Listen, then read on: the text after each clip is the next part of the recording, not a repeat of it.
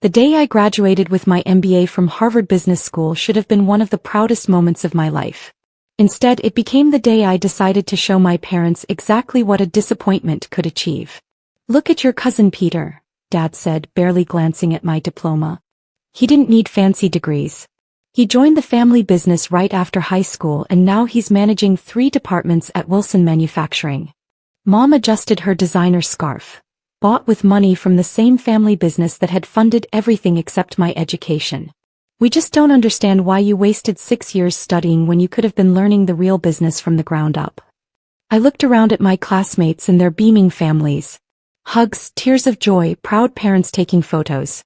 Meanwhile, my parents hadn't even waited for the ceremony to start criticizing my choices.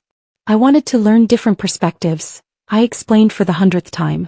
"Modern business strategies, innovative approaches dash. Different perspectives?"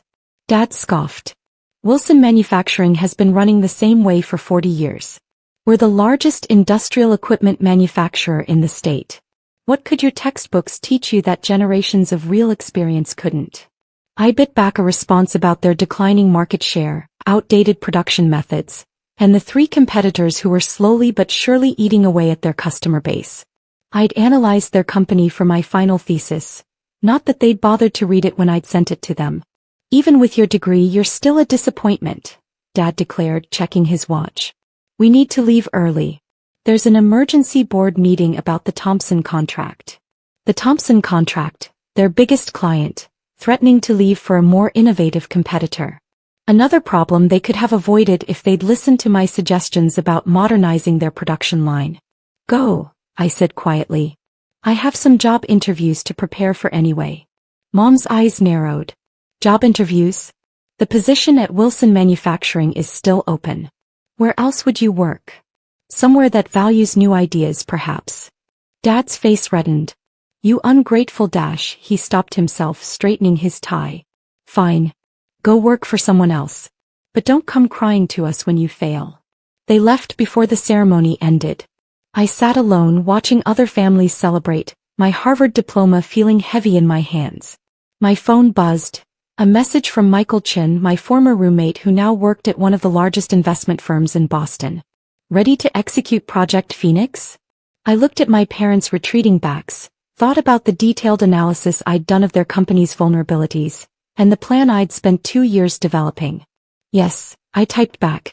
"Start phase 1.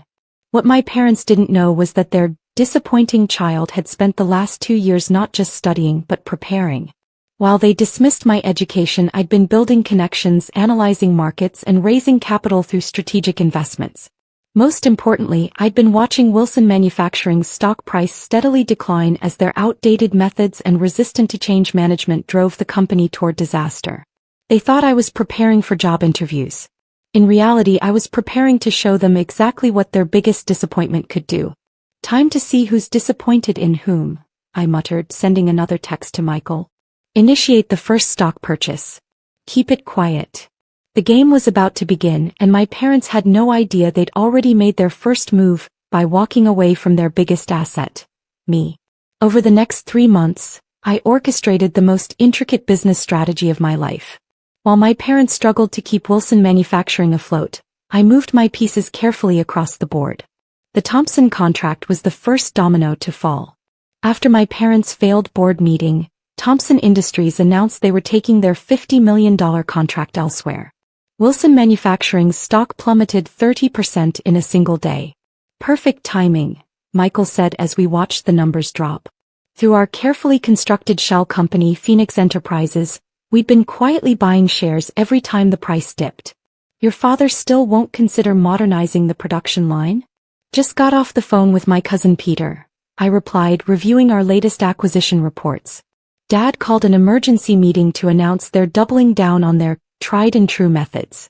Called modern automation unnecessary expense. 2 weeks later, their second-largest client jumped ship. The stock fell another 25%. My mother called that evening, the first time since graduation. "Are you seeing what's happening to our company?" she demanded. "This is why we needed you to learn the business the proper way, not waste time with theoretical degrees." I muted my phone so she couldn't hear me typing instructions to our acquisition team. Actually, Mom, I think this proves my point about needing to modernize dash. Oh, don't start with that again. Your father needs you to come home and learn the real way to run this business. No more of this new age nonsense. I declined their job offer again, knowing it would make them angry enough to ignore Phoenix Enterprises' growing ownership of their company's stock. By now, we controlled nearly 30% of shares through various subsidiaries. The killing blow came when their bank called in their loans early. They'd violated several terms of their lending agreement due to the lost contracts. My parents needed $100 million in 2 weeks, or they'd lose everything. Emergency board meeting tomorrow, Peter texted me. Uncle's looking for investors. Says he'd rather sell to strangers than change how we do things. I smiled, sending one final set of instructions to our legal team. Tomorrow would be interesting. The board meeting room was packed when I arrived. My parents sat at the head of the table looking older than I'd ever seen them. Board members muttered anxiously among themselves. Nobody noticed me slip into a seat at the back. As you know, Dad began, his voice tired, we face unprecedented challenges. However, I'm pleased to announce we found a buyer. Phoenix Enterprises has offered to purchase a controlling interest in Wilson Manufacturing. Murmurs filled the room. Someone asked, who are they? A private investment firm, Mom added quickly. They've promised to maintain current management and our traditional methods. I couldn't help myself. Are you sure about that? Every head turned. Dad's face darkened. What are you doing here? This is a private board meeting. Actually, I stood up, straightening my suit jacket. As CEO of Phoenix Enterprises, I have every right to be here. The silence was absolute. Mom's designer scarf slipped from her shoulders. Dad's face went from red to white in seconds. That's impossible, he whispered. I walked to the front of the room, placing my briefcase on the table. Would you like to see the paperwork? Or perhaps the business plan I developed during my wasteful years at Harvard? Peter dropped his coffee cup. The sound of it shattering matched the breaking of my parents' illusions perfectly. You. Mom's voice shook. You're the buyer? Phoenix Enterprises now owns 47% of Wilson Manufacturing, I confirmed. And yes, we're maintaining current management until the end of the month. Then we begin implementing the modernization strategy one outlined in my thesis. The one you never bothered to read. This is ridiculous, Dad exploded, standing up. We won't sell to you. The board won't approve this. I opened my briefcase calmly, removing a stack of documents. The board already has. Check your emails. The vote was completed electronically an hour ago. 17 in favor, 3 against. Board members pulled out their phones, confirming my words. Most had been quietly supportive of modernization for years but feared opposing my father. Traitors, Dad sputtered, looking around the room. After 40 years of refusing to adapt, I corrected. Let me show you something. I connected my laptop to the room's display system. This is Wilson Manufacturing's market share over the last decade. The downward trend was stark. Several board members winced. And this, I continued, switching slides, is my complete modernization strategy. Automated production lines, digital inventory management, green energy integration. Conservative estimate shows 40% cost reduction and 60% productivity increase within 18 months. Mom found her voice. The cost, we can't afford.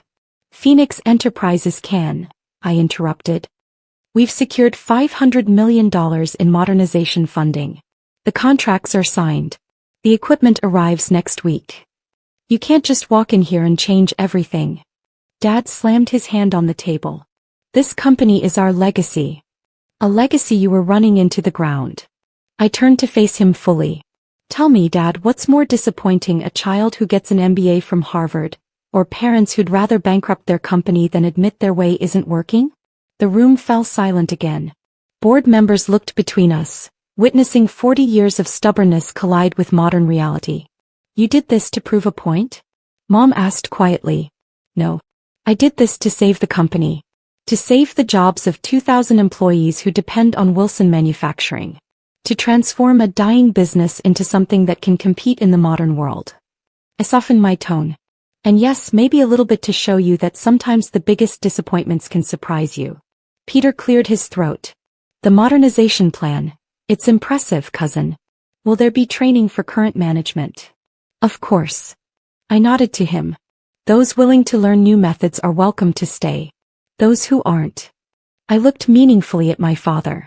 Dad stood up slowly. You think you can run this company better than me?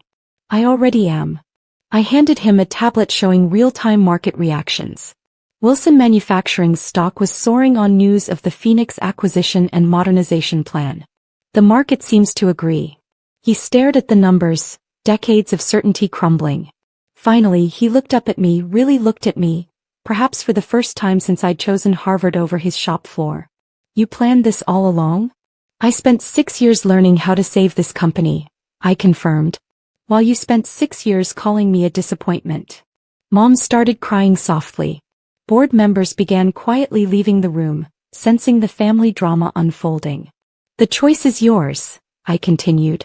Stay as advisors, learn the new systems, be part of the company's future. Or retire with your dignity and generous compensation packages. And if we stay? Dad asked, his voice rough. Then you'll report to me. Your disappointing child becomes your boss. Think you can handle that? The silence stretched. Finally, Dad did something I'd never seen him do, he laughed. A real, genuine laugh that carried decades of tension. You know, he said, wiping his eyes, I was wrong at your graduation. You're not a disappointment. You're exactly what this company needed. 6 months later, Wilson Manufacturing had transformed. The automated production lines hummed efficiently, solar panels covered the roof, and our market share was climbing steadily. Dad actually attended management training sessions, his initial resistance giving way to genuine interest in modern methods. Mom stopped commenting on my life choices, especially after our stock price tripled. Peter became our innovation director, proving that old dogs could indeed learn new tricks. Me. I kept my Harvard diploma in my new office, right next to a photo from that graduation day when my parents walked away from their disappointment. Sometimes the best revenge isn't proving people wrong, it's proving yourself right. And sometimes the biggest disappointments become the proudest achievements. As for Wilson Manufacturing, we're now the most innovative industrial equipment manufacturer in the country. Turns out a little disappointment can go a long way. Dad still comes to my office every week not to criticize but to learn. And sometimes when he thinks I'm not looking, I catch him showing visitors his child's Harvard diploma with pride. Funny how success can change what disappoints people, isn't it?